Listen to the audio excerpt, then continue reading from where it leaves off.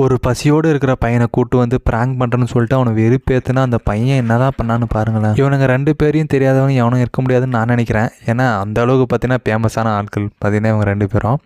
இதில் பார்த்தீங்கன்னா ஒயிட் ஷர்ட்காரன் பார்த்தீங்கன்னா அவனுக்கு பிறந்த நாளாங்க. அதனால் பார்த்தீங்கன்னா ரோட்டில் போகிறவனை கூப்பிட்டு வந்து நான் வந்து எங்கள் ஊரில் இருக்கும்போது எங்கள் அக்காவோடு தான் பார்த்தீங்கன்னா பர்த்டே செலிப்ரேஷன் பண்ணுவேன், எங்கள் அக்காவுக்கு ஏதோ ஒன்று வாங்கி தருவேன் அந்த மாதிரி நினச்சிக்கிட்டு, எங்கள் அக்கா மாதிரி நினச்சிக்கிட்டு உங்களுக்கு ஏதோ வாங்கி தரணும்னு ஆசைப்பட்றான்னு சொல்லும். அந்த அக்கா பார்த்தீங்கன்னா அந்த அளவுக்கு விருப்பம் இல்லாத மாதிரி தான் போவாங்க. இருந்தாலும் வற்புறுத்தி கூட்டு வந்து உட்கார வச்சு வாங்கி தருவாங்க.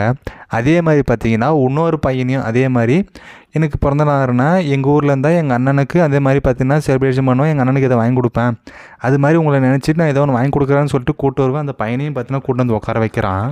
ஃபஸ்ட்டு அந்த அக்கா கிட்ட வரலாம். அவன் பார்த்தீங்கன்னா எல்லாத்தையும் வாங்கி கொடுக்குறான். அந்த அக்காவும் பார்த்தீங்கன்னா சாப்பிட்டுக்கிறாங்க. அந்த டைமில் பார்த்தீங்கன்னா அந்த ஒயிட் ஷர்ட் தான் பார்த்தீங்கன்னா அந்த அக்கா கிட்ட பேசிட்டு இருக்கான். உடனே பார்த்தீங்கன்னா அந்த ரெட் டீச்சர் கொஞ்ச நாள் கழிச்சு வரான். வரும்போது பார்த்தீங்கன்னா என்ன மச்சான் நல்லா இருக்கிறியா, உங்கள் ஊர்லலாம் போயிட்டு வந்தேன்னு சொல்லிட்டு எல்லாத்தையும் கேட்கும்போது பார்த்தீங்கன்னா திடீர்னு இவன் என்ன சொல்கிறான், நான் எல்லாம் போயிட்டு இன்றைக்கி வாட்டி போக முடியல, அப்படியே சோஷியல் சர்வீஸ் பண்ணலான்னு அப்படியே எல்லாருக்கும் ஹோல்சேலில் வாங்கி கொடுக்கலான்னு சொல்லிட்டு சாப்பிட வச்சுக்கிறேன் அப்படின்வான். உடனே அந்த ரெட் டிஷர்ட் யார் ஹோல்சேல் சாப்பிட்றது, யார் இவங்களா அப்படின்னு ஒரு மாதிரியாக லுக் விடுவான். உடனே அந்த அக்கா எழுந்து போயிட்டு பார்த்தீங்கன்னா அவங்க சாப்பிட்டதுக்கு பே பண்ணிட்டு கிளம்பி போவாங்க.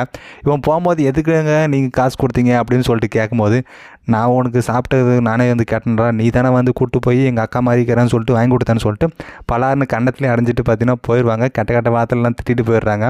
இதோடு பார்த்தீங்கன்னா அந்த அக்கா போர்ஷன் பார்த்தீங்கன்னா முடிஞ்சிடுது. அடுத்து அந்த பையனையும் அதே மாதிரி உட்கார வச்சுருப்பாங்க. அதே மாதிரி பார்த்தீங்கன்னா டீ பிஸ்கட்டு எல்லாத்தையும் வாங்கி கொடுத்துட்டு அவனும் சாப்பிட்டுட்டு இருப்பான். அந்த டைமில் இவனும் அதே மாதிரி சொல்ல ஆரம்பிக்கிறான், ஓசில் வாங்கி சாப்பிட்றான், ஓசில் தின்றான், ஓசில் சாப்பிட்றான் அப்படின்ற மாதிரி பார்த்தீங்கன்னா ஜாட மாதிரி சொல்லியிருப்பாங்க. அவனுக்கும் அந்த விஷயம் தெரியுது.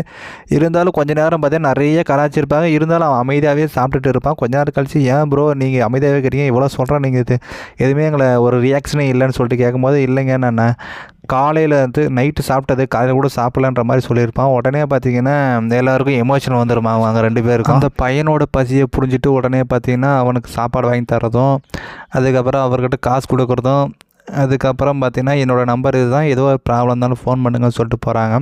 பட் இருந்தாலும் நீங்கள் பண்ண ப்ராங்கால் பார்த்தீங்கன்னா அவரோட பசியை தீர்ந்ததே பார்த்தீங்கன்னா ஒரு பெரிய விஷயந்தான்.